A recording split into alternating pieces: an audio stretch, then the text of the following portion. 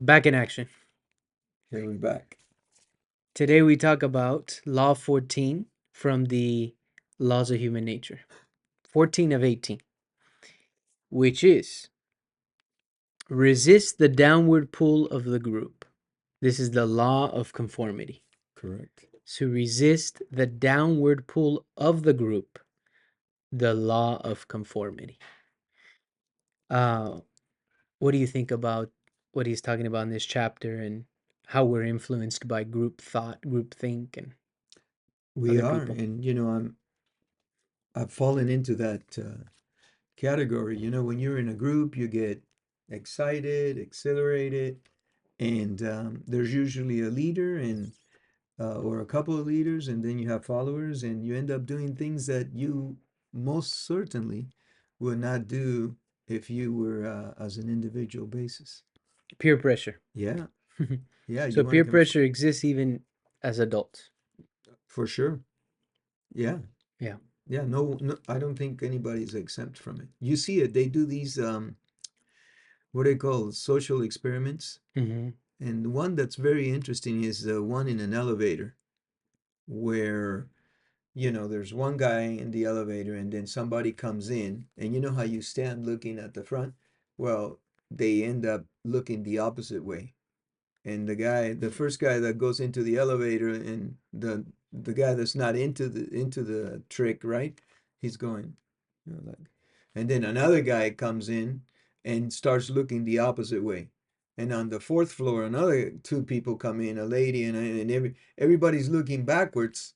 And at the end of the thing, you see the guy going, switching over and looking backwards.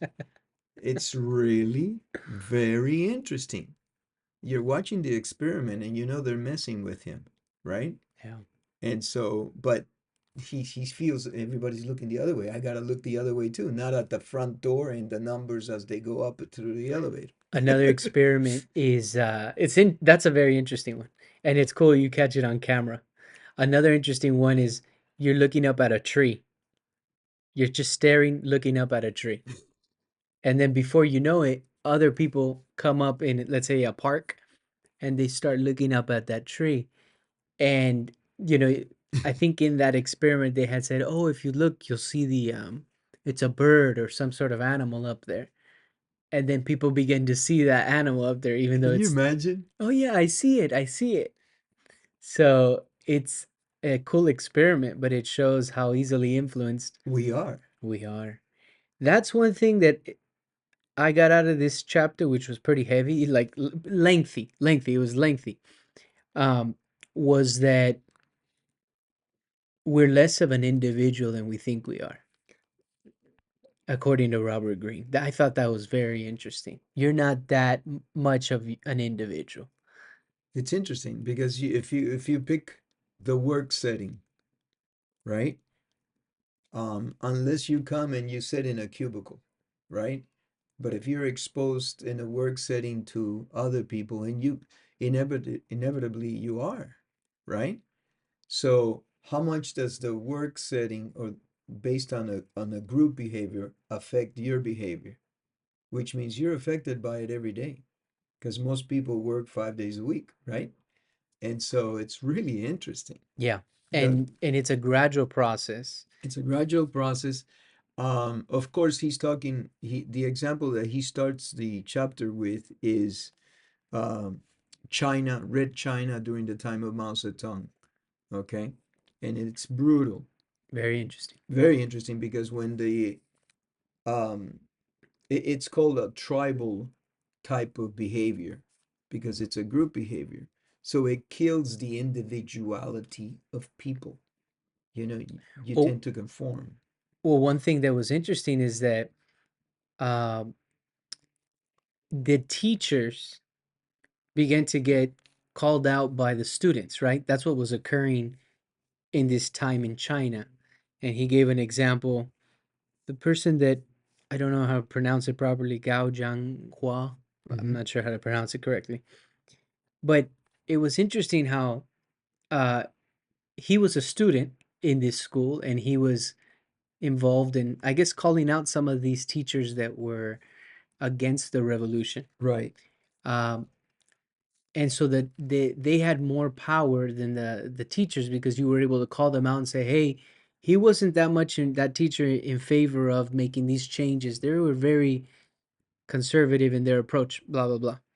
But when he left the school and he went back to his hometown, where his father was a teacher, right? I believe his father was a professor, or Um, I don't know if he was a professor, but I know he got called out. he was Maybe some so. sort of authority. Yeah, yeah, yeah. Yeah, maybe, yeah, some sort of authority, and his own father was being called out by the students, the youth in that village. Correct. And that's when he said, "Oh," and when he went back to the university, he wanted to hide that, because if that got out, there was that within his own family, that shame, that mean that he could be sympathetic to some of these counter-revolutionary ideas. Correct. And so, like, you're on eggshells. You're walking on eggshells because at any point in time you can get called out. You were too aggressive on this, or you were not aggressive enough. And it reminds me of some of the conversations I heard grandma talk about and you talk about in Cuba, that your neighbors, you had neighbors that could call you out and report you if they thought something funky was going on, right? And she always gave this story about um, Those are when the I'll put it right here. okay. When the when she Can't lose those. requested to leave Cuba, Hmm. all of a sudden you're a traitor, and so eyes are on you because you're leaving the country. And so she began to want to give away things to her friends that were going to stay in Cuba, but she was reported. Somebody called her out, and it was somebody at the end of each block, is the way that I understood it, that would report to another committee or comité, and el Hedo or comité. Hmm. I'm not sure which were the right terms for that, but basically they were groups of the community that would report on each other. That's correct. And that's what was happening in under Mao Zedong as well. Yeah, it's identical. So reading the chapter, it brought out some of the feelings of when I was growing up in communist Cuba, and I was 8, 9 years old, and I saw my parents go through some of this stuff, and I remember a lot of it, because it shocks you as a kid, and then that memory gets imprinted. And definitely, I mean, I don't have the details of what my parents went through because a lot of stuff, me being a kid, was, they didn't want to share so that, I would worry, and I was worrying enough already because it's an upheaval to leave because you have to get rid of all your personal belongings. They gave away a lot of stuff. But yeah, you had the government all over you, and it's crazy stuff, crazy stuff. My mom gave away a picture, a very beautiful large picture that she had in her home, and you know how when you take the picture down it leaves like a mark if it hasn't been moved in years. So when they came to review the property, they said, hey, there was something else there. That picture doesn't belong there because I can see, you know The frame. the frame, the remnants of the prior picture. And so they said, you bring it back or you don't leave the country. To that kind of torture Yeah. extent. And we had to find that picture. And it was very difficult to find. And the blood pressure, I know my mom cried. And we tried to find that family member, and they have moved and they didn't tell us. They thought we had left the country, miscommunication all over the place. Anyway, it took years out of her life to find that picture so that we could comply with the so-called visa that was being sent over so we could leave the country. It was incredible. And you had family members telling on family members, and they Right. would get rewarded uh, by the government, Yeah. you know? It's It's int- crazy. yeah, it's interesting because in this experiment, let's say you were talking about different experiments earlier, your mom didn't comply with the group. Right. But She and you got had herself into a lot of trouble. yes, yeah, there were a lot of repercussions for that. But it's interesting, we get pulled into, I guess, certain situations, and if everybody around us is calling it normal or acting like it's normal, yeah, I can see how it's little by little we begin to see it as normal, Right. and that's problematic. And so, one thing that Robert Greene talked about in this was to take a step back. Don't lose your ability to analyze. And the word he used was, um, Try to stay in touch with reality, yeah, the reality of life, the functioning of life. So, um, the scary part is that in the exam, Robert Greene does a tremendous amount of research, and the first part of the chapter is very tedious. For me, it was. Okay? Even though these feelings were brought up, um, because he even talks about the teachers ended up getting somewhat tortured. They were put into that um, bird type or airplane type of move, and then they were torturing they the were given a dunce cap, I yeah. believe it's called, So they were that torturing cone, the them, big old cone on the head, correct?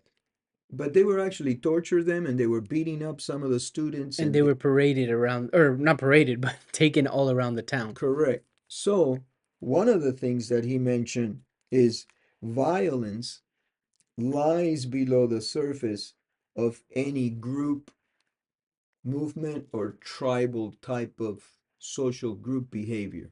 Wow. Violence lies just below the surface. And if you're not careful, it's very easy to have that violence brought out.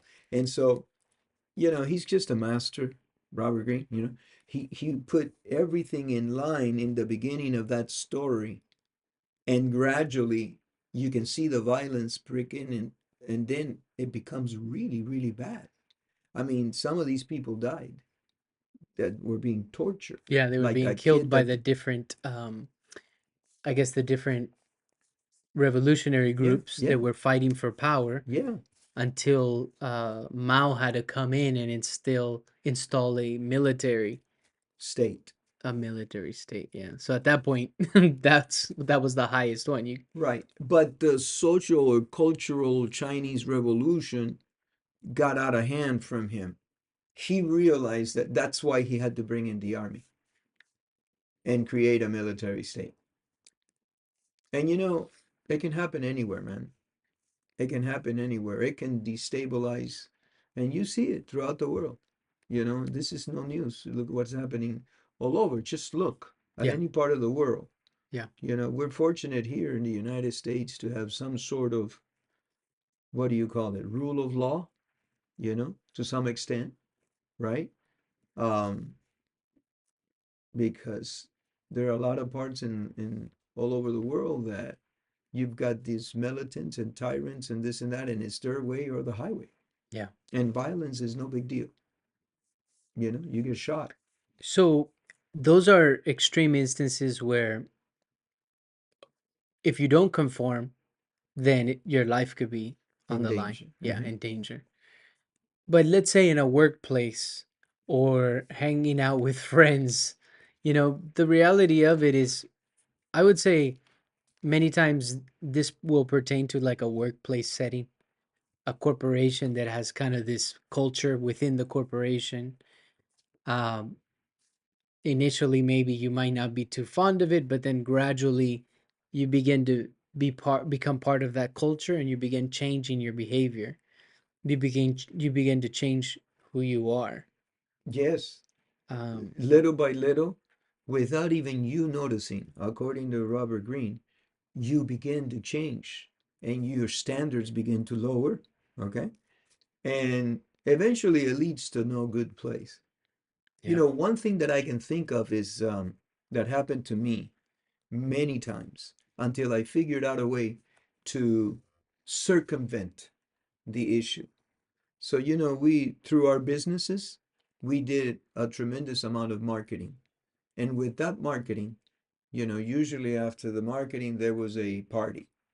Okay, whether it was a dinner, this, that, like what, you're talking about an event you would go to, and yes, network and marketing. network marketing. And afterwards, there was a party or a dinner. And I saw a lot of people in the business world lose control because of the drinking.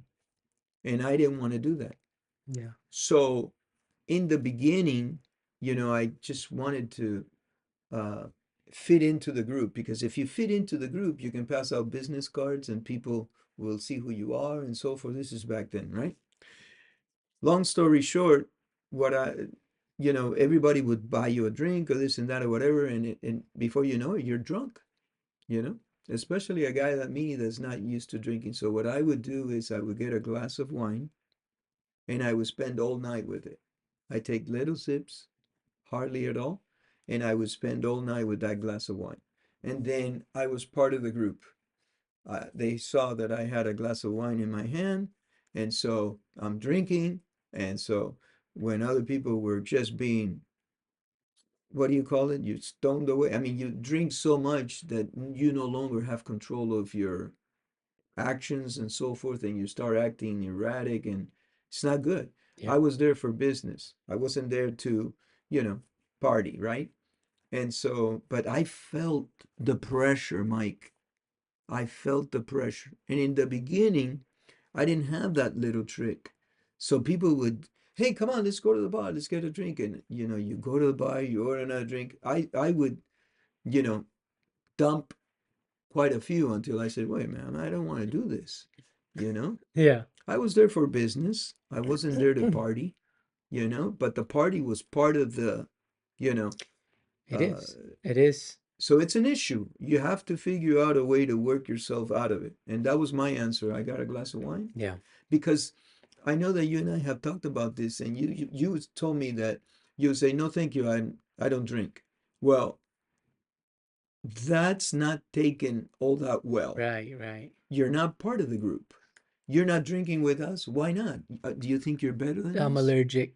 You're allergic, really? So, but still, Yeah. I mean, what? I'm allergic to alcohol. no, well, okay, fine. That was your excuse. I But look, I found a smoother. I yeah, I just think you have to be careful. You do have to be You have to careful. be careful. But it's talking about the group and our behavior changes. It's I saw this a lot when I was younger, but it can happen as an adult later on in life. It can But happen like, at any time if you don't watch out. yeah, It doesn't matter how old you are. as younger high school, college years, all that early or later teenage years, early 20s, for me, I started seeing that when I would hang around certain groups, alcohol was more flowing, right? And things would lead to trouble. And then certain other groups, maybe not. And so, but then later on in life, I also started noticing, like, started hanging out with some acquaintances that drank a lot. And so before you knew it, You were drinking too. I was drinking a lot more than I would. And it was just because it was, part of, it's like we drink coffee. For them, it's alcohol for some people. And that's just what gets the lubrication going, like that's what Well, gets them to feel comfortable. so And I would say coffee is a form of addiction. yeah, it is So caffeine. I am extremely addicted to coffee, Yeah, yeah, it's just one right? that society seems I as have two cups a day, three maybe. You society says that that one's, let's say, a little bit more okay. I think everything you have to just be really careful. But what I'm getting to is that in certain settings, I noticed my behavior changing, even though that wasn't me. But what Green's saying is that it becomes you. Right. Be Without you, after years so of doing subtle, that. Yeah. so small of a change. That's why I said your standards are lower, because that's what, yeah, it becomes you. Yeah. Yeah. That's why that famous saying that says, show me your friends and I'll show you your future, right? So true, Yeah. you know? What do you think about this idea of leaders? Because there's a leader to a group. That's one thing he gets into. Because you have a group setting, yeah, but who's leading that group? Do you think that most people want a leader, want to be more of a follower, want to maybe make less decisions themselves and kind of just go more with a group? Or do you think that's not true? No, I think there's more followers than leaders.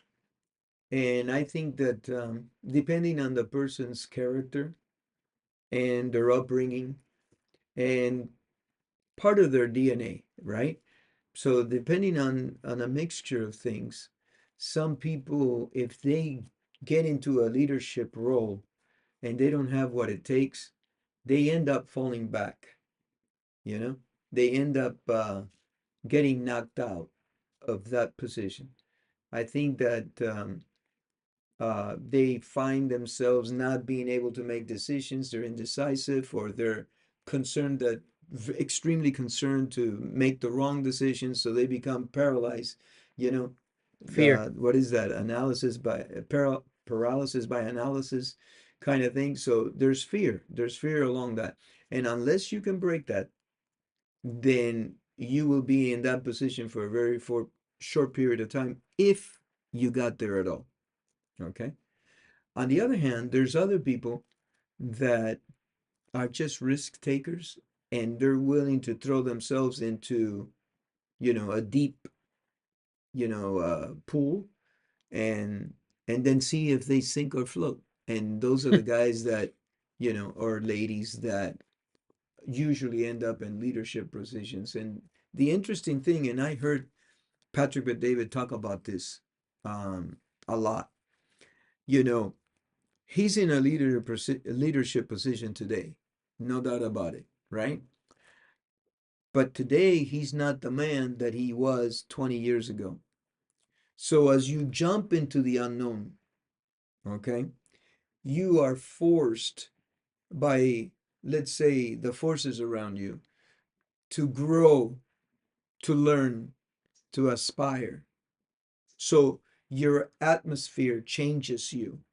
Now you're having, now you're no longer, on the floor, let's say welding. Now you're having company meetings with CEOs to determine how much steel you're going to buy. You're not just welding now on the floor. Now you're going to determine the revenues that are coming in, how much steel you're going to buy, Yeah. what are the different departments that this is going to be distributed to. So your role changes. Right. You might have started the company by welding a few pieces of steel together, and you sold them and you got some revenue. Then you hire somebody to do that. Then you move on to another position, this and that. So as you grow into a leadership position, you also get molded by that because you're forced to. If you're going to be effective, you have to learn. Yeah. You have to go beyond what you know today. And that's scary for some people, Mike. It's a big responsibility. It draws a check for maybe all of a sudden you turn around and you look behind you and you have 20 employees, and you are responsible for those 20 employees receiving a paycheck either weekly or bi-weekly. And in order for them to get a paycheck, the company has to be profitable. So now you're forced to make decisions to make the company profitable. So you're not thinking about yourself only, right? You're thinking about everybody that's working for you. And that's a true leader, Yeah. right? And so it's interesting. But yeah, a group, I mean, it's called that tribal mentality. And you see it, the things that happen in Los Angeles, when they're breaking into stores and stuff like that, you don't see one person doing it. You see a mob doing it. And why? Because together they're stronger and they're overpowering one person or two, which are the property owners or whatever the business owner. And Mm-hmm. Mm-hmm. there's the violence that Robert Greene is talking about. Because if you resist, you'll get the living daylights beaten out of you. And it's the deterioration of civilization. You see? So it's very interesting. This group mentality. Um, Yeah. Yeah. Um, we have to be careful if we get caught in a tide of a group mentality. yeah. And I think so. He lays out a couple ways that you can take a step back and catch yourself falling into that. Yeah. Um, He says we are all one way to think about it, but I guarantee you, well, I don't know who does, but he says we are all humans, correct? Therefore, belong to the group of the human race. And he says that start there and maybe that will get you a little bit in touch with reality. yeah, and less, I guess, um, attacking of the other person. Is that what he's getting to? That Yeah. we're all kind of We're all one humans. human We're race. all humans, and we all kind of want similar things. I think Um, so. I think he early on was talking about how this, because this is in our human nature, it's kind of just innate, I guess, to early on in our the human existence, there were other tribes, and so they were a threat, Correct. and so that's where this kind of comes from, this idea of feeling threatened by Yeah. other tribes. So we, I guess, try to conform to fit in. That's one of the things that he was saying. It's like built in our DNA to want to fit in. Yeah. And but the other side to that is when you look at history, the people that we look up to, leaders, were people that didn't seem to fit in. Correct me if I'm wrong, but they were people that seemed to be different and stand out.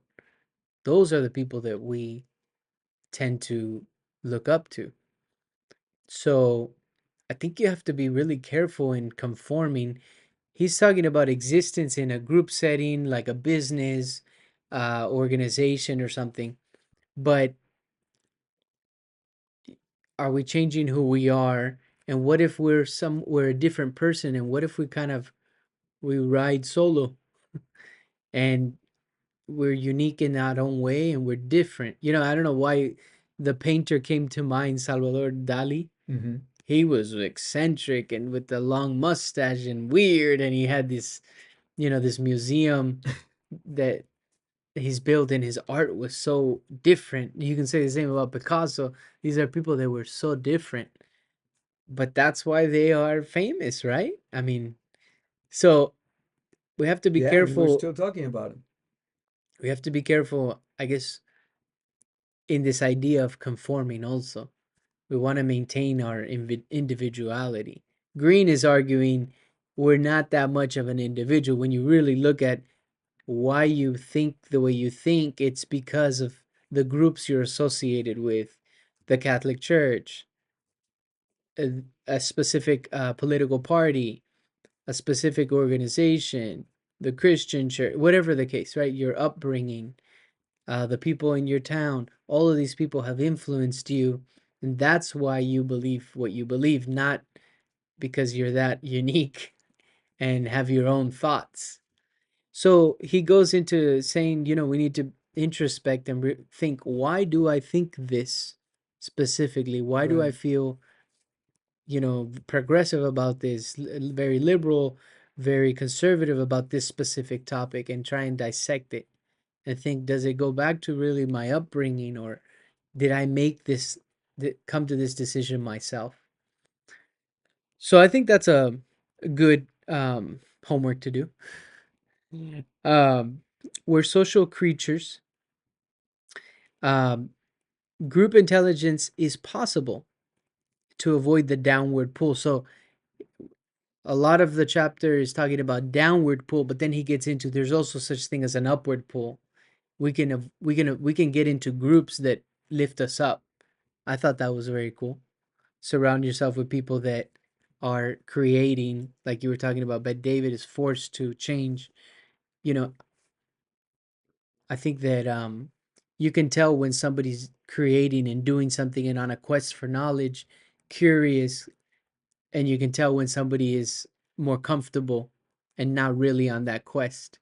And so associate more with the people that are on a journey, right? If that's your desire, If you want to get pulled upward. if you want to get pulled upward, you know. We were talking the other day that some people are perfectly fine being the number two person or the Mm-hmm. number three. Yeah. in which they may be in a management position, and you know they can make a very good living, and it doesn't mean that your growth, both intellectually or as a human being, it gets stifled there. Hmm. That's not the case at all. Yeah. And if you're the best at what you do, see, that was the other thing that I was reading something else that says, you, in order to stand out, or in, let's say, become a leader, right? You need to be good at what you do. So a lot of these people are very good talkers. They have the power of speech, control of the language, and the words that they utter carry a lot of weight because they know exactly when to say them, how to say them, and to make it impactful upon the masses. And so, if you have a vision, that's fantastic, but you can't express it, you can't relay it Hmm. to the people that are with you so that they can take Believe that in it. vision and make it their own, Hmm. and everybody moves forward in one direction to succeed. You got to develop that You skill. gotta you gotta develop that skill, Yeah. because if you can't share that, you got a problem, you know? Yeah. So, and he S- talks a lot about political parties. Like he talked Yeah. about Nixon again, Yeah. and the people within his party and how they felt threatened. For example, Kissinger felt threatened by the other guy that, you know, he Kissinger, what was it? I forget the name of the guy, but he was under Kissinger, Yeah. and then Nixon takes him and makes him top, Secretary of State, was it? Or it uh, was a high position. yeah, staff, something with it. Staff secretary? It was a high position. It was a high position, and then all of a sudden, He became um, the boss of Kissinger. right, Kissinger answers to him, Hmm. and he thought that was the most horrible thing that could happen. Because Henry Kissinger was the one who, I guess, kind of brought him up. Right. But all along, this gentleman was seeking a higher position, Yeah, and he was a good courtier. a good courtier. That's one thing that the leader was Nixon, and you have the courtiers, all these people trying to get in good graces with the leader Right. and work their way up. You don't want to outshine the leader or the person above you, but you want to gradually, and that's what this guy did. He was able to bypass or go around Kissinger. Well, you know, if anybody that owns a business or works for a large company, the dynamics of doing something like what you just said, it's brutal. Because let me just see if I can somehow throw a picture out there for everybody to see. You've got Kissinger, and you got this guy that was working for him, right? But Kissinger never expected the ambition of this man to be so huge, so powerful, and so strong. This guy's goal was always Nixon. And so, even though he was under Kissinger, he did some things for Nixon, and he showed something for Nixon. Like, for example, when Kissinger was out partying, this guy makes sure that Nixon saw that the lights in his office were always on until late, late, late in the night. And Nixon was a workaholic, so he would see that, to the point that several times Nixon came to Kissinger and said, "Hey, I'm gonna borrow this guy. I gotta get this guy's name." Anyway, he was extremely strategic. Yeah. Okay, and then there was a point that he passes Kissinger. See, he was chief of staff. Nixon made him chief of staff. So if you look up who's Nixon's chief of staff, it'll throw you a name. And so this guy obtained a lot of power.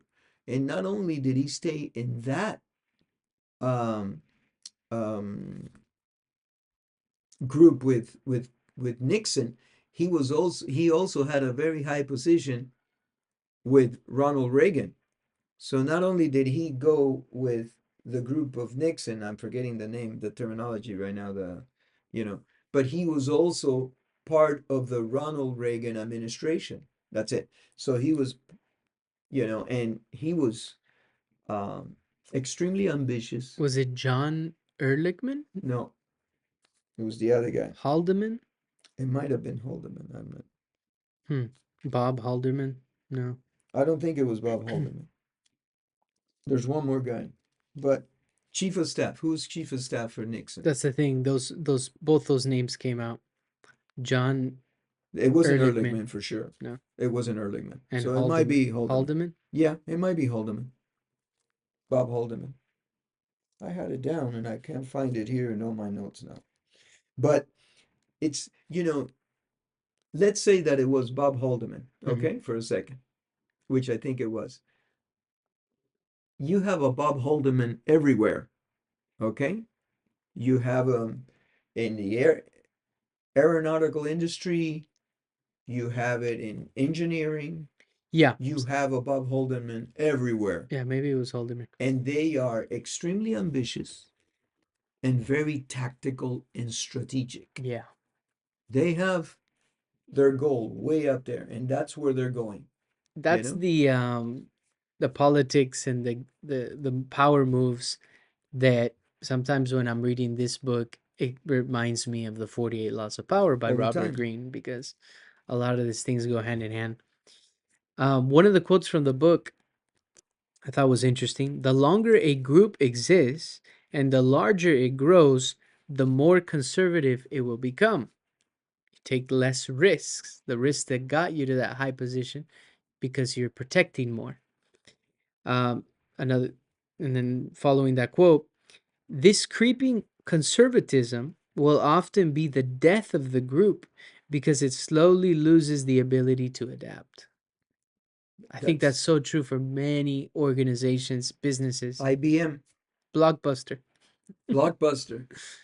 Wow. Kodak. Kodak camera.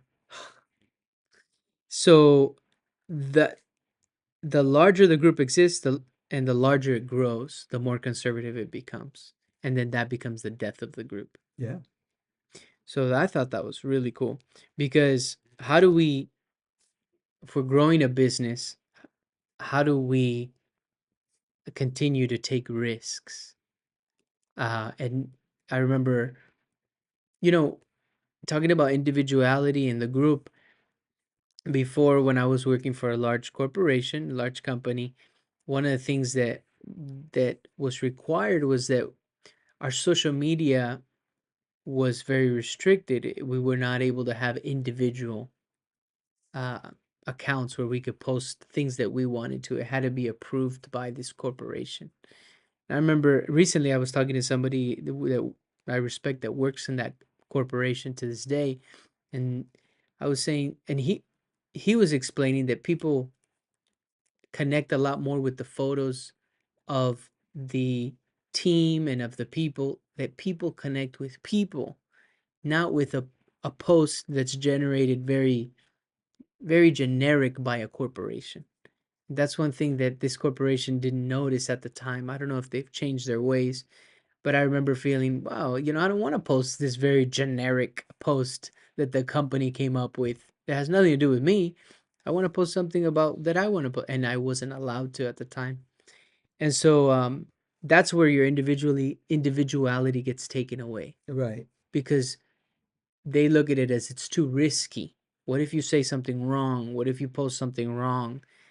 Too much risk. Let's just say everybody posts the same thing, and then there's no individuality. And if you don't go along with it, then you get fired. Oh yeah, no, you have to comply.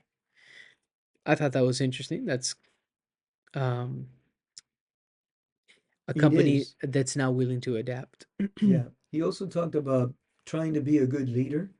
Yeah. He said that you need to have lines of communication with all of your lieutenants, captains, everybody, all the way down to the foot fighter. Yes. So, to have communication with everybody. Transparency. You talked about the business owner that was a welder first, and now he's dealing with spreadsheets and ordering huge amounts of Steel. steel. Hmm. You lose touch of what's actually occurring on On the the on the floor. floor, on the in the trenches. So Greene was saying to be a good leader, You have to inspire a group with a purpose, one strong purpose of good, and you have to be in touch with and let these people that are in the trenches speak and not feel threatened by you as the leader. Let them speak and have their place. Uh, and then, Greene gets into don't give them too much confidence, because then that can go, I guess, the other way. They can revolt somehow, but let that person have a strong voice, Right. because you're out of touch as the leader if you're far removed, Yeah. as a manager that's far removed from the day to day. And it's interesting, we have 2 ears and one mouth, right? So it's 2 ears to hear double of whatever we say. Yeah. And, there's a lot of stories. I know I've mentioned before Mandela. His father was a chieftain, and his father would gather the people to make decisions about the tribe, Hmm. and he would be the last one to speak. Even though he was the top dog, right? He would listen to everybody sitting on a round table first, get everybody's idea, and then once it came to him, he would speak and not too much, and then make decisions, right? But he would listen to everybody else because it says here, you need an open line of communication and encourage self criticism within the group. Okay. But it also said, Greene says, be careful not to show any sort of tendency towards any one way or another, Mm. or you're gonna relieve you're gonna show them which way you're tending to, and they're gonna pick that up and they're gonna, instead of Mirror telling, that. mirror that. And so Mhm. you want to have the ability to listen to people, you know um a lot of times that's extremely difficult, you know especially if somebody's giving you a point of view that is completely opposite of what you think, and you're passionate about your point of view. Yeah. You want to jump in right away and give your point of view, but you're not really listening to the other person.